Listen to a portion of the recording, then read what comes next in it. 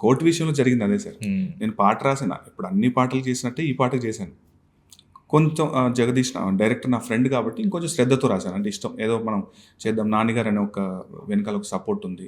ఈ సినిమాకి మనం ఖచ్చితంగా అంటే ఈ సినిమా ఎక్కడో మొదటి నుండి పాజిటివ్ వైపుతోనే స్టార్ట్ అయింది సార్. నాన్నగారు ఓకే చేయడం, షూట్ అవుతున్నప్పుడు ఆర్ఎస్ఎస్ చూడటం అంతా సినిమా హిట్ కల్చర్ కనబడింది.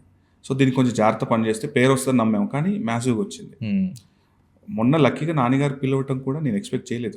అందరిలాగే నేను వెనకాల నిల్చున్నాను, అందరిని అడ్రస్ చేస్తున్నారు ఆయన. సర్లే మన గురించి మాట్లాడతారా లేదా అని నేను వెనకాల ఏదో ఫోన్ ఏదో వస్తుంటే మెసేజ్ చేస్తూ ఉన్నాను. పూర్ణాచారి గారు అని మెట్రిక్ పిలిచారు. దేర్ స్టార్ట్స్ అక్కడ నుండి మొదలైందండి ప్రవాహం.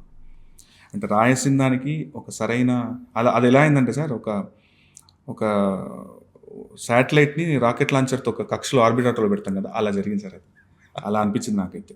ఒక్కసారి కావాల్సిన పుష్, కావాల్సిన మీడియా కవరేజ్ నేను ఏదైతే ఎక్స్పెక్ట్ చేశాను. అంటే వీడు ఒకడు ఉన్నాడు రాసేవాడు, రాస్తూనే ఉన్నాం. ఎన్నాళ్ళకి తెలియకపోతే ఎలా ఇలాగే ఉండిపోతామని చిన్న ఉండేది.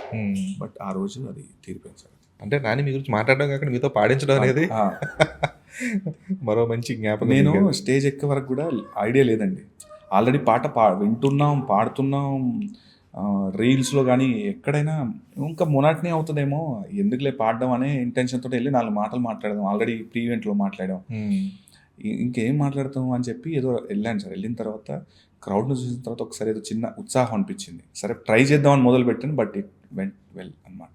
ఓకే, నాతో పాటు అందరూ కలిసి పాడడం, లిరిక్స్ అందరికి బై హార్ట్ అయిపోవడం, ఇంకా అంతకంటే హ్యాపీనెస్ ఉండేది సార్. ప్రతి ఒక్కరు పాడుతున్నారు, ప్రేమలో అనేది అలా ఏదో ఒక ఇంజెక్షన్ చేసిన బాగా నాకు చాలా ఓవర్వెల్మింగ్ మూమెంట్.